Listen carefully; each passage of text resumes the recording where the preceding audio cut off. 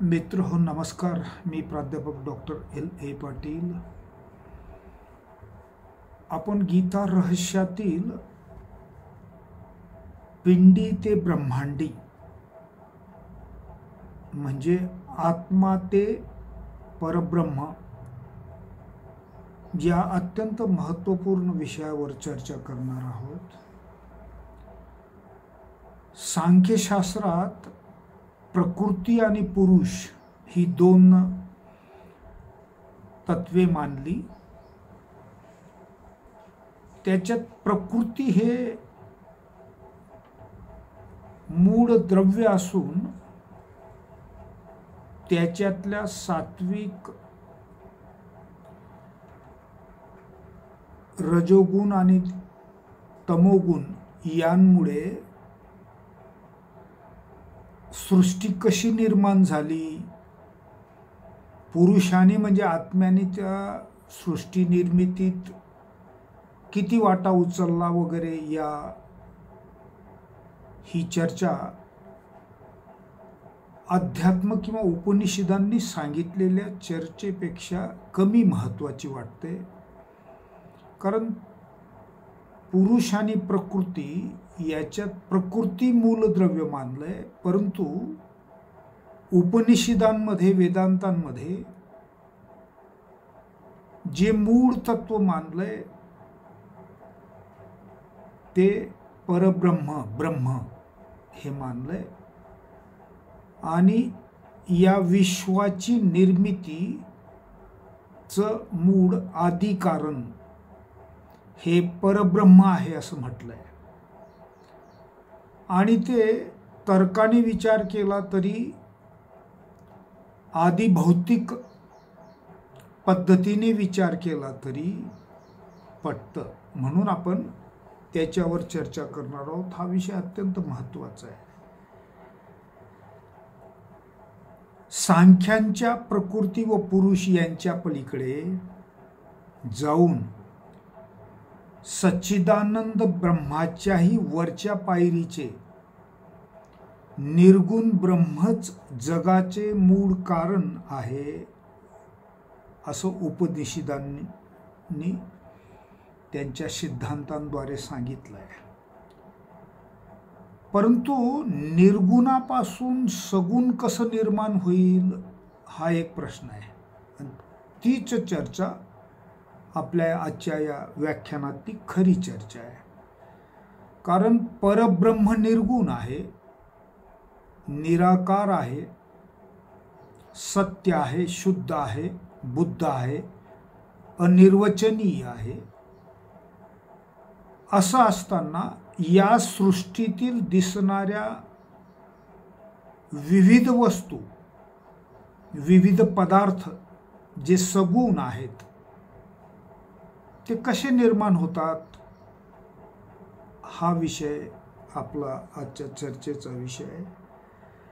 जे नाही त्यापासून जे आहे ते कधीही निर्माण होत नाही. म्हणजे शून्य आहे, शून्यातून शून्यच निर्माण होईल. शून्यातून एखादी वस्तू निर्माण होणार नाही, शून्यातून पेन निर्माण होणार नाही. म्हणून मग ही जी चर्चा आहे ही त्या दृष्टिकोनातून महत्त्वाची. या सिद्धांताप्रमाणे निर्गुण म्हणजे ज्यात गुण नाहीत त्या परब्रह्मापासून सगुण म्हणजे ज्यात गुण आहेत असे सृष्टीतील पदार्थ उत्पन्न होऊ शकत नाहीत. मग सगुण आले कुठून? तुम्ही, मी, ह्या वस्तू, हे जगत, हे घर, ही मोटर गाडी, बंगला, हे सगळे सगुण पदार्थ आहेत. यांना वेगवेगळी नावं आहेत, यांचे वेगवेगळे आकार आहेत. नाम आणि रूप, ही जी नामे आणि रूपे आहेत ही नाशवंत आहेत. त्यांना गुण आहेत म्हणजेच ते नाशवंत आहेत. नाशवंत ते नाही की ज्याला गुण नाहीत. ज्यांना ज्यांना गुण आहेत ते अनित्य आहे, ते व्यक्त आहे. म्हणून मग याचे उत्तर केवळ उपनिषदात सापडते. ते कसे पाहू. आता जी आपण चर्चा करणार आहोत, आधी आत्मा शरीरात कुठे आहे, असतो का आत्मा, या विषयावर आपण चर्चा करणार आहोत. मनुष्यास बाह्य सृष्टीतील पदार्थांचे ज्ञान कशाने होते, याचा सूक्ष्म विचार केल्यास आत्म्याच्या अनुभूतीबद्दल आणि परब्रह्माबद्दल अंदाज येऊ शकतो. बाह्य सृष्टीतील पदार्थ मनुष्यास जसे डोळ्यांना दिसतात तसेच पशूंनाही दिसतात, परंतु डोळे, कान इत्यादी बाह्य इंद्रियांकडून मनावर घडणाऱ्या संस्कारांचे एकीकरण करण्याची मनुष्याची शक्ती विशेष असते, म्हणून मनुष्यास बाह्य सृष्टीतील पदार्थाचे ज्ञान होते असं म्हणतात. मी डोळ्यांनी बघतो, मला ज्या वस्तू दिसतात त्या पशूंनाही दिसतील, परंतु ज्या विविध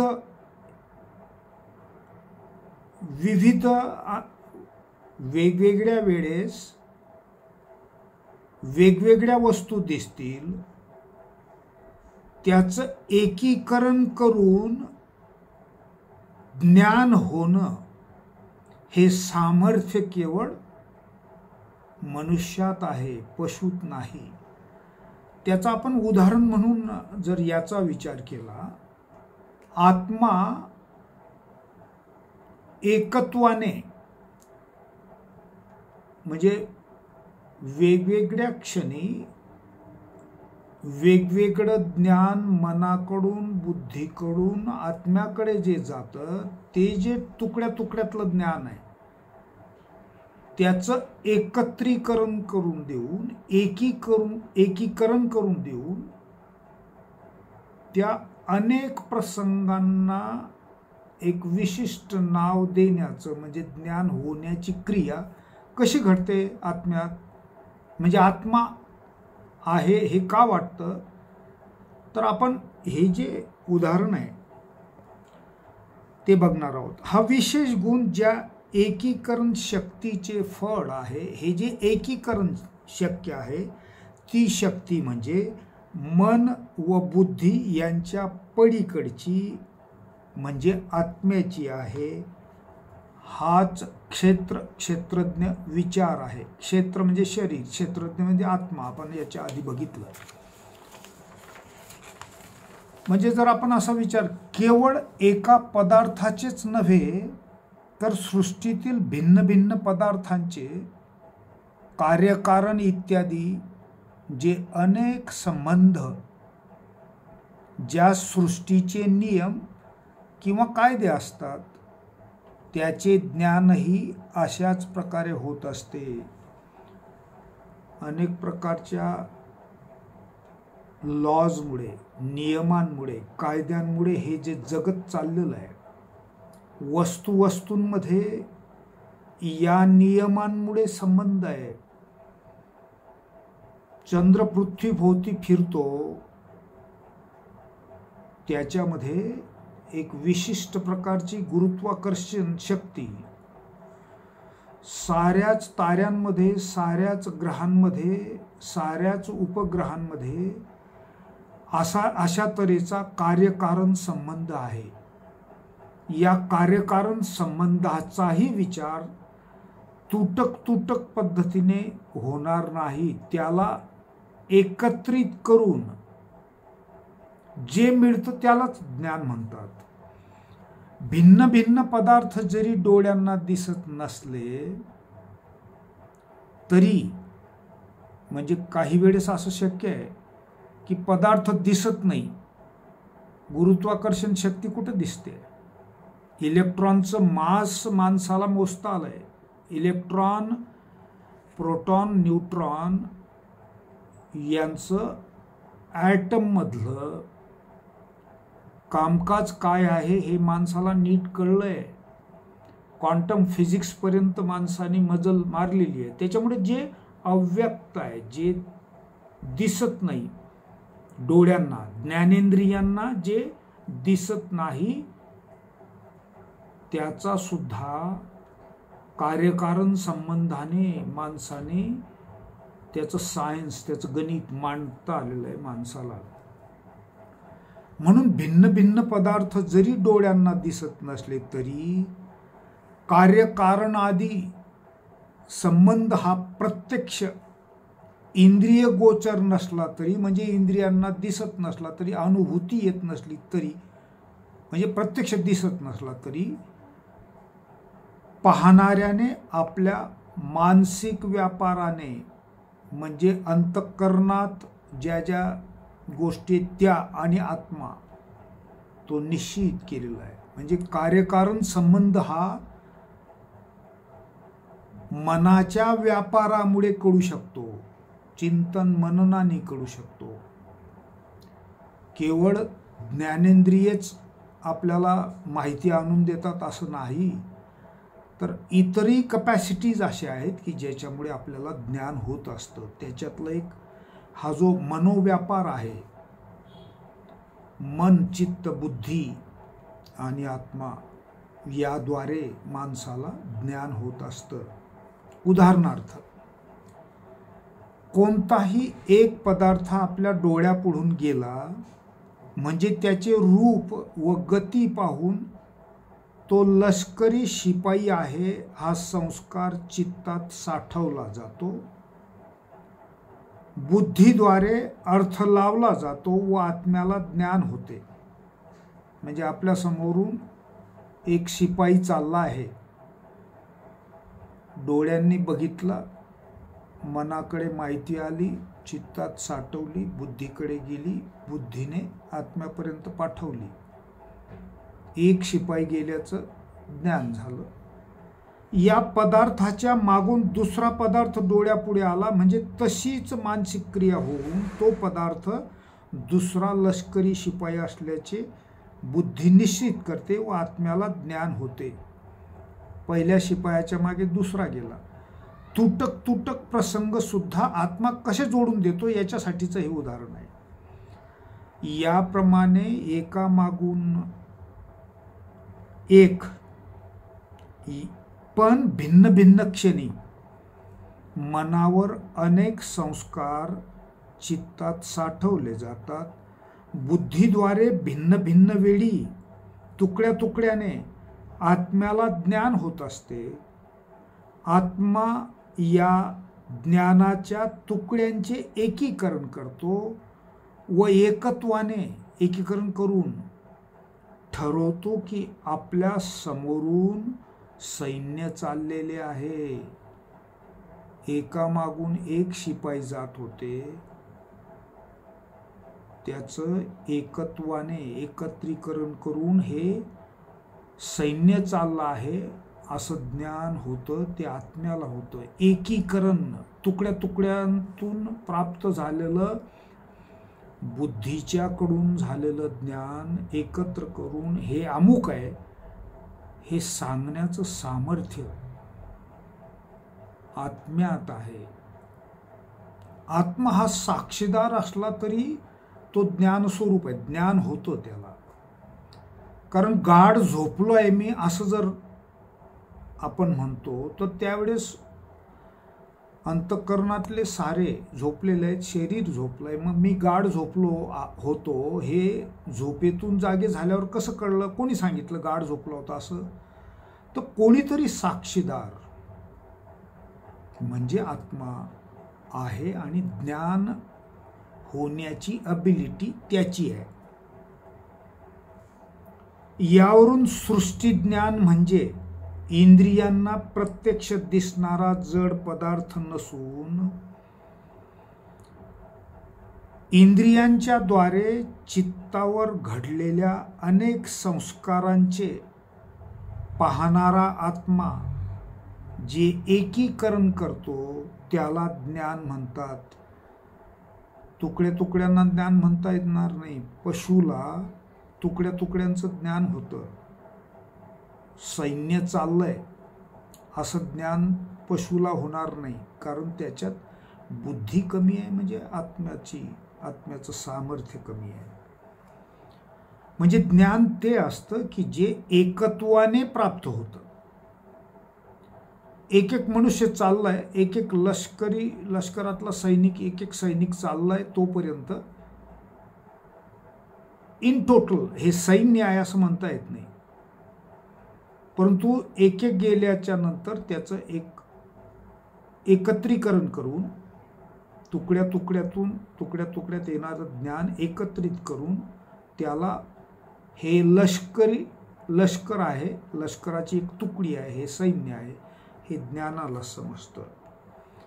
भगवद्गीतेत म्हटलं आहे की जे विभक्त म्हणजे निरनिराळे आहे, त्यातील अविभक्तपणा किंवा एकत्व ज्याने समजते, अविभक्तपणा किंवा एकत्व ज्याने समजते त्याला ज्ञान म्हणतात. ते ज्ञान होय. मग हे ज्ञान करण्याची अबिलिटी, सामर्थ्य हे त्या व्यवस्थेत आहे, आत्म्यात. आपली ज्ञानेंद्रिये पदार्थांचे रूप, रस, गंध, शब्द आणि स्पर्श या बाह्य गुणांचीच केवळ माहिती देतात. आपली ज्ञानेंद्रिये पदार्थांच्या आतल्या अंतरंगाबद्दल, आतल्या गुणधर्मांबद्दल, स्वरूपाबद्दल इंद्रिये आपणास काहीही सांगू शकत नाहीत. वेगवेगळ्या संस्कारांचे एकीकरण करून आत्मा ज्ञान करून देतो, परंतु पदार्थांच्या रूप व आकारावरून पदार्थांना वेगवेगळी नावे व रूपे प्राप्त होतात. जसं सोनं आहे, सोन्यापासून अनेक प्रकारचे अलंकार बनतात. मूळ द्रव्य सोनं आहे, परंतु सोन्यापासून वेगवेगळ्या रूपाचे, वेगवेगळ्या आकाराचे, वेगवेगळे दिसणारे वेगवेगळे दागिने बनले. परंतु ह्या साऱ्या दागिन्यांमध्ये एकच जे तत्व म्हणून दिसतं ते फक्त सोनं आहे. सोनाराला फक्त सोनं कळेल, त्याच्याकडे तुम्ही हे सगळे दागिने घेऊन गेलात तर तो ह्या दागिन्यांचा विषय त्याला कमी आहे. तो फक्त त्याच्यातल्या सोन्याचाच फक्त विचार करेल. त्याच्या दृष्टिकोनातून सोनं हे एक द्रव्य महत्वाचं आहे. म्हणजे असं प्रत्येक पदार्थाच्या बुळाशी एक तत्व आहे, एक द्रव्य आहे. त्या द्रव्याचा आपण विचार करतो. त्यांनाच नाम आणि रूपे असं म्हणतो. अंगठी आहे, चेन आहे, नावं वेगळी आहेत आणि शिवाय त्यांचे रूप, त्यांचा आकार, ते जे दृश्य स्वरूपात डोळ्यांना दिसतात ते वेगवेगळे, त्याला नामरूपे. म्हणजे ज्यांना नाव आणि रूप आहे, म्हणजे ज्यांना गुण आहे, ते नाशवंत आहेत. पण मूळ द्रव्य जे आहे ते नाशवंत नाही. अल्बर्ट आइन्स्टाईन महोदयांचा E=mc² आपल्याला हे सांगतो की कोणतंही असं मास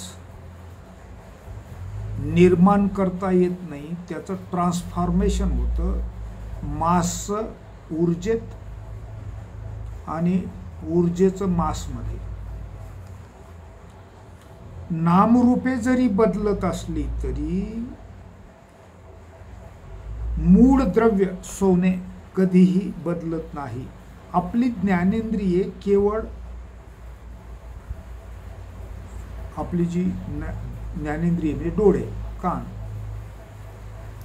नामरूपे ओळखू शकतात. म्हणून नामरूपांना, समजा दागिन्यांना आधारभूत झालेले परंतु नामरूपांहून भिन्न असे जे मुळातले द्रव्य म्हणजे सोनं इंद्रियांना कळते, हाच न्याय, हे फॉर एक्झाम्पल झालं, हाच न्याय सृष्टीतील सर्व पदार्थास लागू केला म्हणजे दगड, लोखंड, लाकूड इत्यादी नामरूपात्मक यांना नावं आहेत आणि रूप पण वेगवेगळे. पदार्थ एकाच कोणत्या तरी नित्य द्रव्यावर मुलामा चढून उत्पन्न झालेले आहेत. मूळ द्रव्य हे एकच आहे. जसं बिग बँग झाल्याच्या फ्रॅक्शन ऑफ सेकंदात क्वार्क्स आणि इलेक्ट्रॉन निर्माण झाले. क्वार्क्स पासून प्रोटॉन आणि न्यूट्रॉन निर्माण झाले. इलेक्ट्रॉन होताच. आणि या तिघांच्यातून म्हणजे क्वार्क्स मुळे प्रोटॉन आणि न्यूट्रॉन आणि इलेक्ट्रॉन होतेच. या 3 पार्टिकलच्या माध्यमातून वेगवेगळ्या कॉम्बिनेशनने ऑक्सिजन हायड्रोजन बनला, ऑक्सिजन बनला, त्याच्यातून पाणी बनलं वगैरे. पण म्हणजे मूळ द्रव्य बिग बँगला एका अत्यंत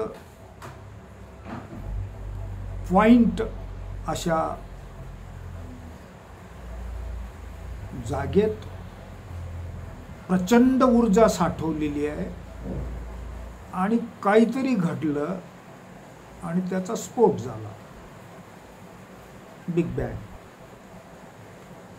म्हणजे हे जे निरनिराळ्या वस्तू आपल्याला दिसतात या जगतात, याच्या मुळाशी याच्या बुडाशी मूळ असं एक तत्व आहे की जे कॉमन आहे, त्याच्यापासूनच या वेगवेगळ्या वस्तू बनत जातात. सर्व भेद नामरूपाचा आहे, मूळ द्रव्याचा नव्हे. मूळ द्रव्य तेच आहे.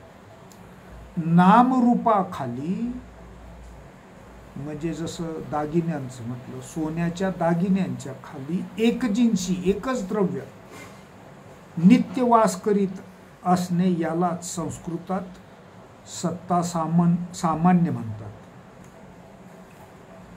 वेदांतात नित्य बदलणाऱ्या नामरूपात्मक सृष्टीतील देखाव्यास मिथ्या किंवा नाशवंत जे आपण बघतो ना ते सतत बदलत आहे. आपल्याला असा आभास होतो की हे घर बदलत नाही, हा टेबल बदलत नाही, ते झाड बदलत नाही, तो दगड बदलत नाही. या सृष्टीत ज्याला ज्याला नामरूप आहे म्हणजे ज्याला ज्याला गुण आहे ते सतत बदलणारा आहे, हा नियम आहे. त्यामुळे नित्य बदलणाऱ्या नामरूपात्मक सृष्टीतील देखाव्यास मिथ्या, जे बदलणार आहे, जे सत्य नाही, नित्य नाही, जे अनित्य आहे, जे असत्य आहे, जे नाशवंत आहे, ते मिथ्या आहे. आणि मूळ द्रव्यास, हे जे मूळ द्रव्य आपण म्हणतो, याच्या बुडाशी, या विश्वाच्या बुडाशी, या ब्रह्मांडाच्या बुडाशी एक नित्य सत्य आहे. ते जे सत्य आहे त्यालाच ब्रह्म असं म्हटलं. शरीराच्या बाहेर असलं तर परब्रह्म किंवा परमात्मा, शरीरात असला तर जीवात्मा किंवा आत्मा. कधीही नाश न पावणारे आणि ज्याचे स्वरूप कधीही बदलत नाही ते सत्य. म्हणजे भूतकाळात होतं, ज्याला आदी नाही, अंत नाही, जे भूतकाळात होतं, जे वर्तमानात आहे, जे भविष्यातही राहील, ज्याला स्थळ आणि काळाचं कोणतंही बंधन नाही, जे सतत आहे तसंच आहे, ते सत्य आहे, ते नित्य आहे, ते अक्षर आहे. ते अव्यक्त असलं तरी, दिसत नसलं तरी. म्हणजे दागिने मिथ्या आहेत. टेबल, खुर्ची, घर, दार, गाडी, बंगला मिथ्या आहे. मिथ्या आहे म्हणजे बदलणार आहे. मिथ्या आहे म्हणजे टाकून द्या असं नाही, बदलणारा आहे, सतत बदलणारा आहे, अनित्य आहे. नित्य फक्त आत्मा किंवा ब्रह्म या दोनच गोष्टी. आत्मा सुद्धा ब्रह्माचंच रूप आहे. म्हणजे एकच गोष्ट बेसिक द्रव्य आहे ब्रह्म. परब्रह्म ज्याला म्हणतात, पदार्थांच्या बुडाशी असणाऱ्या सत्यद्रव्यास, सत्यद्रव्य जे असतं त्याला वस्तुतत्व असं म्हणतात या शास्त्रांच्या भाषेत. वस्तुतत्व म्हणजे जगातलं मूळ सत्य. जगाच्या आरंभी जे काही होते म्हणजे परब्रह्म होते, ते नामरूपाशिवाय त्याला कोणतंही नामरूप नव्हतं. म्हणजे निर्गुण होतं, अव्यक्त होतं. त्यालाच पुढे जेव्हा एनर्जीचं, परब्रह्म याला जर एनर्जी मानलं तर त्या एनर्जीचं जेव्हा ट्रान्सफॉर्मेशन झालं, क्वार्क बनले, इलेक्ट्रॉन बनले, ही नाम आणि रूप झाली. ही जे जड पार्टिकल झाले, हे यांच्यात नामरूप आहे, यांच्यात गुणधर्म आहेत, म्हणजे हे बदलणारे आहेत, हे नाशवंत आहेत. पुढे नामरूपे प्राप्त झाली, म्हणजे बेसिकली सुरुवातीला जे आरंभी होतं ते परब्रह्म होतं, ते नामरूपाशिवाय होतं, ते निर्गुण होतं, ते अव्यक्त होतं. आणि त्याच्यातूनच पुढे नामरूपे प्राप्त झाल्याने ते व्यक्त व सगुण बनत गेले. म्हणजे हे जे विश्व बनलं आहे हे सगुण आहे. याच्यात अनेक प्रकारच्या वेगवेगळ्या दिसणाऱ्या वस्तू आहेत, ही नामरूपे आहेत, म्हणून ती नाशवंत आहेत, कारण त्यांना गुण आहेत. या विकारी किंवा नाशवंत नामरूपासच माया ही संज्ञा देऊन सगुण किंवा दृश्य सृष्टी ही एका मूळ द्रव्याच्या,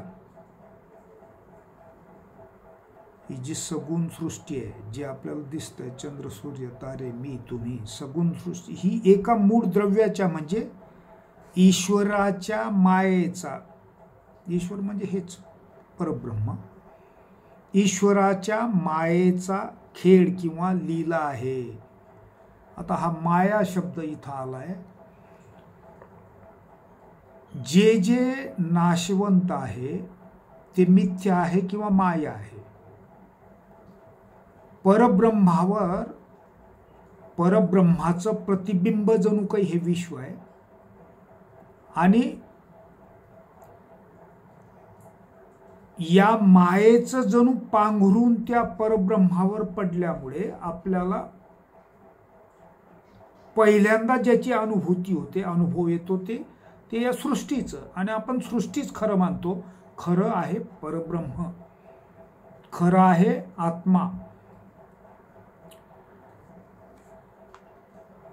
आधी भौतिक शास्त्रे म्हणजे रसायनशास्त्र, पदार्थ विज्ञानशास्त्र, बॉटनी, झुऑलॉजी, इतिहास, भूगोल, ही शास्त्रे सुद्धा मायेचाच एक भाग आहे. आपण बदलणाऱ्या या ब्रह्मांडातील बदलणाऱ्या साऱ्या पदार्थांचा अभ्यास करतो. हे सारं मायेच्याच परव्ह्यूमध्ये, म्हणजे ही एक प्रकारे मायेचाच अभ्यास आहे, बदलणाऱ्या गोष्टींचा अभ्यास आहे. जे काय ज्ञान होते ते आत्म्याला होते, म्हणून आत्मा हा ज्ञाता. ज्याला ज्ञान होते त्याला ज्ञाता म्हणतात, म्हणजे जाणणारा झाला. आपण असं बघितलं की बाहेरून येणारं ज्ञान डोळ्यांकडून किंवा कानांकडून मनाकडे गेलं, मनाने एकाच वेळेस बुद्धीकडे आणि चित्ताकडे साठवण्यासाठी पाठवून दिलं, बुद्धीने ते आत्म्याला कळवलं, आत्म्याला ज्ञान झालं. ज्ञान आत्म्याला होतं म्हणून तो ज्ञाता आहे. या ज्ञात्याला जे ज्ञान झाले ते बाह्यरूपात्मक सृष्टीचे झाले, म्हणून बाह्यरूपात्मक सृष्टी जी आहे ती सृष्टी हे ज्ञान आहे.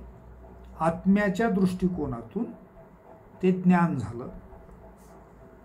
या नामरूपात्मक सृष्टीच्या बुडाशी जे काही सत्य द्रव्य आहे ते आहे ज्ञेय. ज्याचं ज्ञान झालं ते ज्ञेय. ज्याला ज्ञान होतंय तो ज्ञाता. आणि हे बाह्य सृष्टीचं ज्ञान आत्म्याला होतं, माहिती कळतं, ते ज्ञान. भगवद्गीतेत ज्ञाता म्हणजे क्षेत्रज्ञ आत्मा, ज्ञेय म्हणजे इंद्रियातीत नित्य परब्रह्म म्हटले आहे. ज्ञेय, आता आपण ज्ञेय परब्रह्म माहिती करून घेण्याचा प्रयत्न करतो आहोत. आपण क्षत्रज्ञाच्या माध्यमातून, आपल्या माध्यमातून ज्ञान घेऊन आपण परब्रह्म काय आहे याचा विचार आपण करतो आहोत. ज्ञानाचे जे पुढील भेद आहेत, राजस ज्ञान म्हणजे नानात्वाने होणारे सृष्टी ज्ञान, आणि एक सात्विक ज्ञान जे आहे ते नानात्वाचे म्हणजे वेगवेगळ्या पदार्थांचे एकत्वाने होणारे ज्ञान, हे सात्विक ज्ञान. तुकड्या तुकड्यांनी जे आहे ते राजस, एकत्रित केल्यानंतर जे होतं ते सात्विक ज्ञान.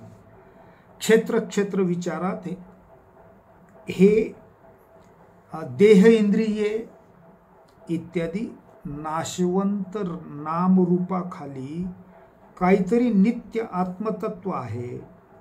त्याचप्रमाणे नामरूपात्मक बाह्यसृष्टीच्या बुडाशी काहीतरी नित्य तत्व आहे. म्हणजे जसं आपण हे बघितलं की शरीरात आत्मा नावाचं एक नित्य तत्व आहे ज्याला ज्ञान होतं, तसं ही जी बाह्यसृष्टी आहे, या बाह्यसृष्टीचा आधार, त्याच्या बुडाशी जे नित्य तत्व आहे ते एक नित्य तत्व नक्की असलं पाहिजे. म्हणजे मिथ्या देखाव्याखाली दोहोकडे, म्हणजे शरीरात आत्मा आहे आणि सृष्टीच्या बुडाशी ब्रह्म आहे, म्हणजे दोन्हीकडे नित्य तत्व आहे. आणि ही जी सृष्टी आहे, जी आपल्याला दिसते, ही मिथ्या आहे, ही नित्य नाही, ही बदलणारी आहे, आज आहे उद्या नाही, नाशवंत आहे. परंतु माझा दैनंदिन व्यवहार या सृष्टीशी आहे. मला ब्रह्मात अडचण या सृष्टीची आहे. या अर्थाने या सृष्टीने परब्रह्मावर जणू पांघरून घातलंय आणि मला ते दिसत नाही. एक भिंत आहे, मला ते दिसत नाही, ही भिंत अज्ञानाची आहे. एकच सत्य तत्व नामरूपाने भिन्न भिन्न दिसतं, हे जे सत्य तत्व आहे मूळ परब्रह्म, ते जेव्हा मॅटर बनतं तेव्हा ते भिन्न भिन्न वस्तूंच्या रूपाने आपल्याला दिसतं. नामरूपात्मक सृष्टी स्वरूपाला मिथ्या किंवा माया असे ठसठशीत नाव देण्याचे धाडस आदि शंकराचार्यांनी केलं. सोपं नव्हतं या विश्वाला माया किंवा मिथ्या म्हणणं. आदि शंकराचार्यांनी हे धाडस केलं की हे जे आपण बघतो हा आभास आहे, हे बदलणारं आहे. बाह्यसृष्टीतील नामरूपात्मक नाना पदार्थांचे आत्म्यास ज्ञान होते, हे आपण बघितलं. असं ज्ञान होण्यास बाह्यसृष्टीतील नाना पदार्थांच्या बुडाशी आत्म्याच्या तोडीचे एक मूलभूत नित्य द्रव्य असलेच पाहिजे, जे आपल्यात आहे, ज्याच्यामुळे मला ज्ञान होतंय, याच्या तोडीचं, याच्या रँकचं असं नित्य तत्व प्रत्येक वस्तूच्या बुडाशी असलंच पाहिजे. आणि ते एकत्व आहे, एकच आहे साऱ्या वस्तूंमध्ये. हे नित्य द्रव्य म्हणजेच ब्रह्म असं वेदांती म्हणतात. हे नित्य तत्व अव्यक्त असल्यामुळे ते स्थूल असू शकत नाही. आपणास माहीत आहे की प्रज्ञानम ब्रह्म किंवा विज्ञानम ब्रह्म म्हणजे जड सृष्टीतील नानात्वाचे एकत्वाने आपणास जे ज्ञान होते तेच ब्रह्माचे स्वरूप असं म्हणता येईल. उपनिषदात ब्रह्म सच्चिदानंद रूपी आहे असं म्हटलंय, परंतु हे जे सच्चिदानंद स्वरूप ब्रह्म म्हटलंय हे सुद्धा परब्रह्माच्या पेक्षा रँकिंगनी लहान आहे, खालचं आहे, लोअर. याची रँक परब्रह्माच्या खालीच आहे. हे सच्चिदानंद जे आहे ते सृष्टीशी, कारण सच्चिदानंद हे सुद्धा गुणच आहेत ना, आणि जिथं जिथं गुण आले ते नित्य आणि सत्य असू शकत नाही. म्हणून सच्चिदानंद स्वरूप असं जे ब्रह्म म्हटलं जातं ते परब्रह्मापेक्षा वेगळं आहे. भले या सच्चिदानंद स्वरूप ब्रह्माला आपण सगुण ब्रह्म म्हणून आराधनेसाठी त्याचा वापर करतो. उपनिषदात ब्रह्माबद्दल, उपनिषदात हे जे ब्रह्म ज्याचा आपण विचार करतो, उपनिषदात असं म्हटलंय की नेती नेती ब्रह्म असं नाही, ब्रह्म असंही नाही, म्हणजे ब्रह्माबद्दल काही सांगताच येत नाही असं म्हटलंय.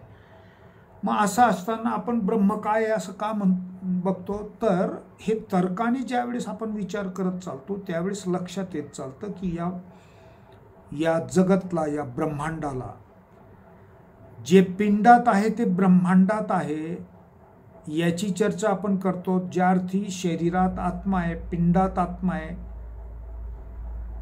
त्या अर्थी ही जी सृष्टी आहे, या सृष्टीच्या बुडाशी असलेलं मूळ तत्व, या सृष्टीचं आदिकारण, ज्याच्यामुळे सृष्टी आहे ते ब्रह्मांड, म्हणजे जे शरीरात आहे सत्य नित्य तत्व तेच ब्रह्मांडात आहे. म्हणजे माणूस हा सुद्धा या ब्रह्मांडाचा एक भाग असल्यामुळे जे दगडात आहे ते माझ्यात आहे असा त्याचा अर्थ.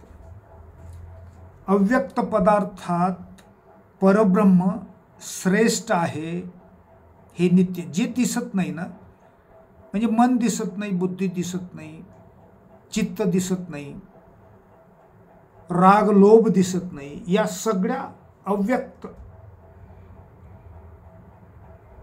पदार्थांमध्ये सर्वात श्रेष्ठ जर कोणतं असेल तर ते ब्रह्म आहे.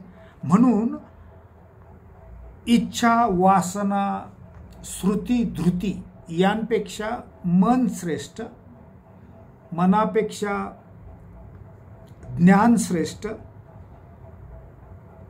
ज्ञानापेक्षा बुद्धी श्रेष्ठ व अखेर बुद्धी ज्याची नोकर आहे तो आत्मा श्रेष्ठ. आपण क्षेत्रज्ञ श्रेष्ठ आहे क्षेत्रात, क्षेत्रज्ञ विचारात आपण शरीरात सर्वोच्च कोण आहे तर आत्मा आहे. ते मूलभूत नित्य सत्य शुद्ध बुद्ध असं तत्व आहे. अव्यक्त पदार्थात जर आत्मा श्रेष्ठ, म्हणजे जे दिसत नाही याच्यात जर आत्मा श्रेष्ठ आहे हे आपल्याला जाणवतं, तर परब्रह्माचे स्वरूपही तसेच असले पाहिजे. म्हणजे परब्रह्म जे सृष्टीत आहे, शरीरात जर आत्मा आहे